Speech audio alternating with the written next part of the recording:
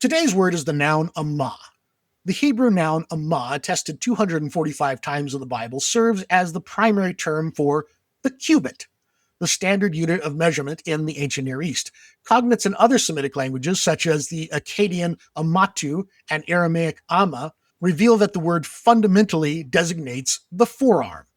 In its most frequent biblical usage, ʻammâ functions as a standard of length, roughly corresponding to the distance from the elbow to the tip of the middle finger, approximately 50 centimeters. This measurement is codified in Deuteronomy 3:11 as amat ish, the cubit of a man. However, the standard was not always uniform. Ezekiel 45 specifies a longer unit for the temple vision, defining it as a cubit plus a handbreadth.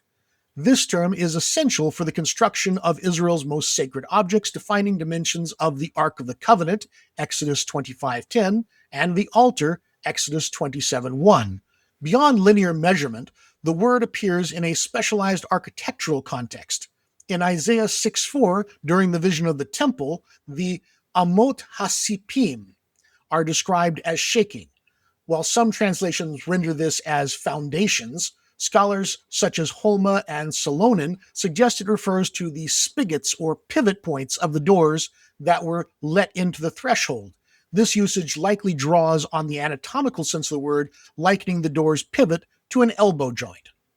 The word also features in difficult idiomatic expressions that have generated scholarly debate.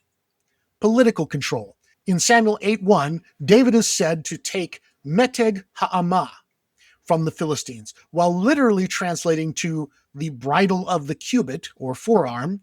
Scholars Malhamat and Eisfeld propose the meaning large bridle, representing the seizure of political authority or dominance.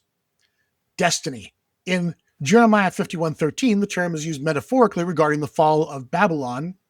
Amat bitzek. Here the cubit represents a limit of time or existence, translated as the measure of your life or the measure of your cutting off.